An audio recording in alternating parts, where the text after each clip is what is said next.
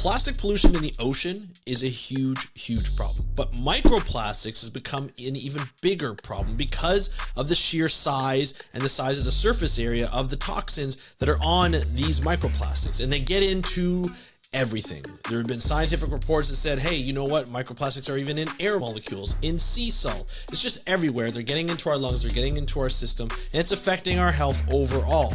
There is a global plastic treaty that has just wrapped up its 4th meeting to see if we could actually get agreement internationally to ban certain types of plastics and have a plan internationally to get rid of these plastics that are not only polluting our ocean, but polluting our bodies. And today we're going to be talking about ways to actually extract microplastics from the ocean, and will they actually work? That's the one question that we always have. We had another company a while ago, the Ocean Cleanup, that said, hey, we can actually clean up all of the ocean plastics in the Pacific Gyre. That still hasn't happened yet, and they're still working on it. They've basically just come up with a method of fishing, which isn't really helping and won't really help in the long term.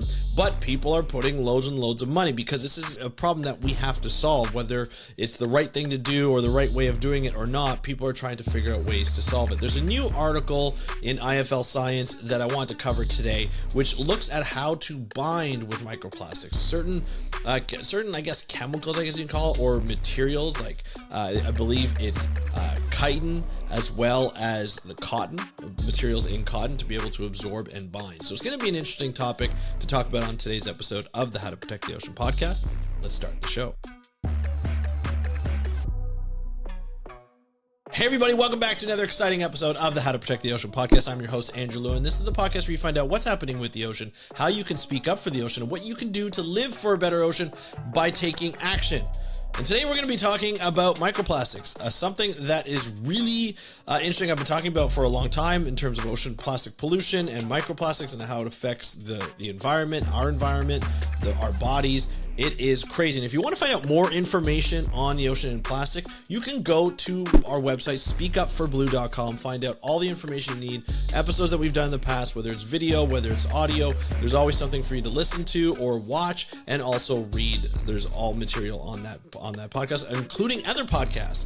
And it's all on the website, speakupforblue.com. And if you want to get information to your inbox, and Monday to Friday at 8 a.m. Eastern, you can get articles that are what's going on in the ocean. You can find out our latest episodes. You can find out the latest job advertisements. All you have to do is go to speakupforblue.com/newsletter to find out how you can sign up for free. And I don't share your emails with anybody, for free, and get access to your inbox, to all that information on the ocean. The reason why I'm doing this is really to bring you information, like act as a resource to bring you information on ocean conservation, not just ocean education, talking about wildlife and all that. There's a lot of people who do that. The goal for me is really to bring conservation to you, and the little things that people are doing, especially from a solution standpoint, things like projects, people are doing, they're trying to undertake. Some things may work out, some things may not work out, but it's always good to talk about them and to build on them, because that's science, right? We build on things, we criticize things, we build on things, and hopefully we can get to something that's really great.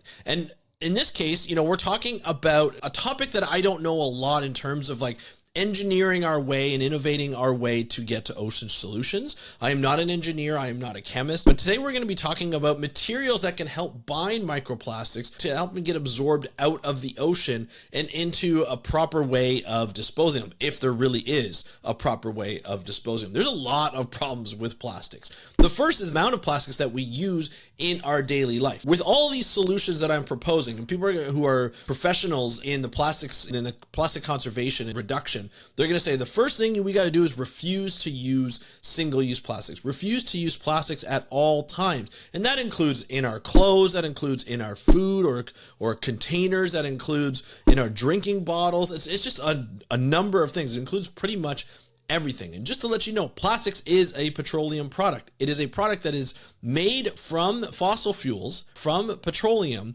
and is made into materials that we use. A lot of that is not disposed of properly, and the chemicals could leach out and cause problems to our own bodies, problems to animal bodies, and problems to the environment in general. So nasty chemicals made up from those that make up those products, and so we need to stop using them in the first place. That's the first way to really put a dent in the amount of microplastics and plastics that get into the ocean.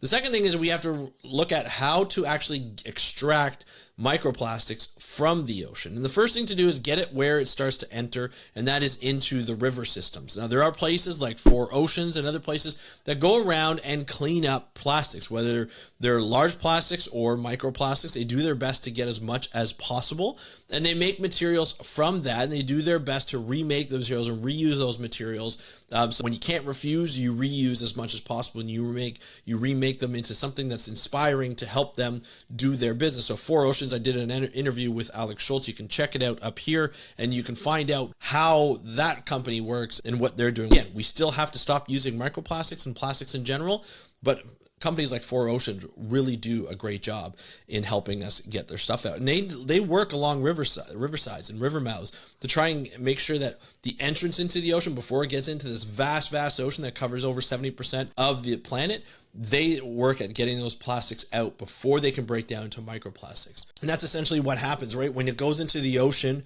it hits the sun, it hits the salt water, the plastic breaks down with the wave action and just getting pushed all over the place, sometimes sinking down. It breaks down into smaller pieces of plastics called microplastics. It has a larger surface area because it's so small, and the chemicals leach out into the ocean or into the animal that is ingested by, and it gets into their system, and it can eventually kill them if it builds up enough. We want to stay away from that as much as possible. But how do we actually extract it out when it gets into such a big area? It's very difficult to do. And so, but there is a method that this article in IFL Science is covering, and I'm going to link to it in the show notes and in the description below. But it's really cool. It talks about using the absorption power of cotton and the ability to bind, like chitin from squid, to say, hey, you know what, we can actually absorb these materials. It's a really, really interesting way of looking at it. It's a solution that's eco-friendly, and it borrows from the secrets of soaking up skills from cotton and, of course, squid, which is a really very different way of looking at it. And so because microplastics are such a difficult problem, it looks like the sponge-like foam that borrows the soaking skills of cotton and squid may be a promising candidate, as it was found to remove 98 to 99.9% of microplastics from water samples that were studied. Now, of course, these are just water samples. This is not the entire ocean. So on a scale that big, we just don't know how to do that, but maybe we can figure out ways, like I said, getting into the mouths of rivers or even sooner than that to get microplastics before they get into the ocean. So what's more, the foam is sustainable and environmentally adaptable without carrying the Newton zone destroying risk of ocean hovering approaches. This is referring to the Ocean Cleanup Project. And when you first looked at the first model of the Ocean Cleanup Project, was essentially this automatic boat that had these large boom arms that would go out, and they would just try to corral everything into the middle, into sort of this like a net-like material. They would take everything at the surface, or really the top. I believe it was 3 meters at the time, or maybe 3 feet. I believe it was 3 meters at the time. So it had to net that below.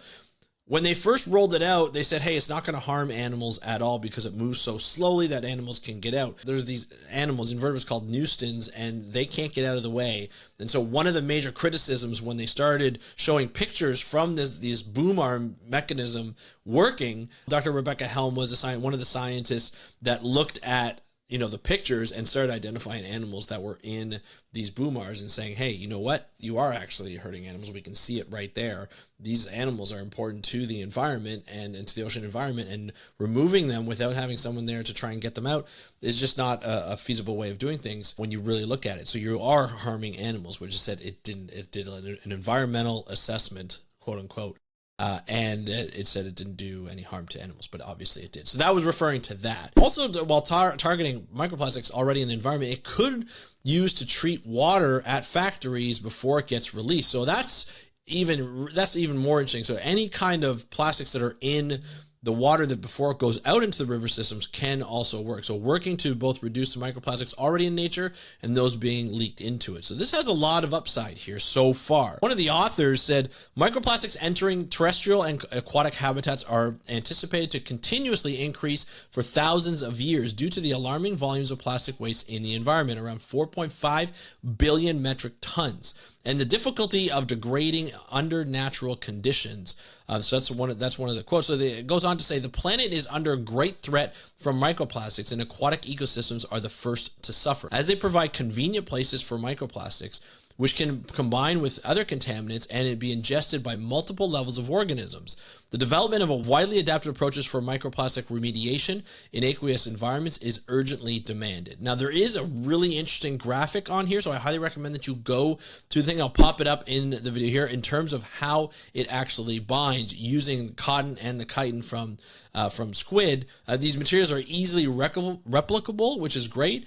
So essentially what happens is it makes this sort of this homogenized material, without cross-linking it, and then it goes into, and again, I'm not a chemist, but essentially it goes into this fibrous foam, and then it binds to the microplastic, and those kind of stay in those interactions, which is really great. Now, it can be reused, which is also nice to know. I don't know what this would look like. Like, it doesn't give a good concept of what it would look like when it's being deployed into water, like what this material would look like, or if it's just chemicals and then all of a sudden it comes in and it binds. I have no idea what it's supposed to look like. This is fairly new, and so I think it's something that we'd have to look into, but I don't know what it actually looks like. But to address the demand, they created a sponge-like substance called CT cell biomass foam that combines two substances found in nature: cellulose from cotton and chitin from squid are famously squishy, but inside their soft tissues is a small pen-shaped skeleton made of chitin. So the two substances stuck together nicely when the team broke out their original hydrogen bonds and induced intermolecular interactions of cellulose and chitin, creating a stable framework with loads of activated hydrogen bonding sites for microplastics absorption. So that's how it gets. Essentially, they bind together. You strip the hydrogen bonds from them, they bind together, and then they form these other hydrogen bonds that bind to the microplastics. So by running absorption tests as well as computational studies, they observed that it could capture microplastics in several ways: physical interception, electrostatic attraction, as well as multiple intermolecular interactions. Essentially, this thing's going to be sticky, is really what it sounds like. And there's multiple ways for it to connect, which I think is really interesting. The CT to foam has great potential to be used in the extraction of microplastic from complex water bodies. Thus, our design principles would facilitate the future development of practical and sustainable strategies based on biomass foams to address microplastic pollution. I want to temper this a little bit. This is a really interesting study. This is something that I feel like has potential. I don't know all the ins and outs of this project, so please don't say that Andrew approves of this project. There's going to be a lot of testing that happens, and how do you do it at scale? There is, like, when I tell you there are microplastics in the ocean, I can't tell you enough how large of a distribution these microplastics are. They have been found. Plastics have been found at the bottom of the Mariana Trench. It's the deepest part of the ocean that we've been to. It is everywhere. So to be able to say, hey, we can innovate our way out of this just by using this method, no, this is a tool in the conservation tool belt, as I like to say. The biggest thing that we need to do is remove these plastics, these microplastics, and by not using them, refusing to use plastics. And especially when it comes to different ways, like we use plastics when it becomes convenient to use plastics. We use them in our, drinking drinks. People, when we buy from coffee shops, when we buy at convenience stores like energy drinks and vitamin waters and Gatorades and things like that, they come in plastic bottles. These are all bad for us and the environment. They're not necessary. We used to sell things in glass bottles, but those are too heavy for transportation, so it costs a lot more. This is more for the cost of the company to say, hey, it's actually cheaper to ship all these. We can get these out more and more. Soda bottles and things like that. Plastic bottles, not good for us. But when I say from an individual level, we talk a lot, and a lot of people are saying, well, you have to stop, you have to do this, you have to do this. We are in a system that's built on plastic. And so what we need to do is really talk to our government representatives, and that might be harder these days than in some places than it was before, but microplastics need to be phased out. That's why international agreements like the Global Plastic Treaty is such an important part of our lives, or will be such an important part of our lives in the future. Hoping that this last meeting in South Korea went better than the one in Ottawa, and hopefully there's something that's going to be drawn up shortly and be ratified by a number of governments around the world so that we can see more plastic action. I'm very happy to say that the Canadian government has taken action and has become a leader in this field, but it's still new and there's still lots of work to be done, and it's being met with a lot of challenges and a lot of restrictions and resistance, and I think we need to fight a little bit more. And that comes from the people. That comes from the people motivating the government to say, hey, we need something to be done about this because this is not good for us. I know it makes money for a lot of the companies, but it's not good for us. and we need to really look out for our own health. So that's what I'm going to talk about for today. I thought this article was interesting. I haven't covered in a while something on IFL science, so I highly recommend that you check out the site. I'm not being sponsored by them by any means. I just like the site. I like getting the emails and the broadcast channels on Facebook and Instagram and be able to get that information to you. So I'll probably be covering more of their articles. But I want to thank the IFL Science. I want to thank the writer Rachel Funnel, and also I want to thank you for listening to this episode. I'd love to hear what you thought of this episode and this topic of microplastics. Let me know. Just hit me up on Instagram at How to Protect the Ocean. And of course, if you want to join us more and get more of our episodes, you can subscribe to us on YouTube and click that notification bell so you don't miss any of our new episodes Monday, Wednesday, and Friday. As well as you can subscribe to us on and follow us on Apple Podcasts, on Spotify, on your favorite podcasting app. We are there all the time. So feel free to comment where you can. Hit me up on Instagram at How to Protect the Ocean. And again, I want to thank you so much for joining me on today's episode of the How to Protect the Ocean podcast. I am your host, Andrew Lewin. Have a great day. We'll talk to you next time, and happy conservation.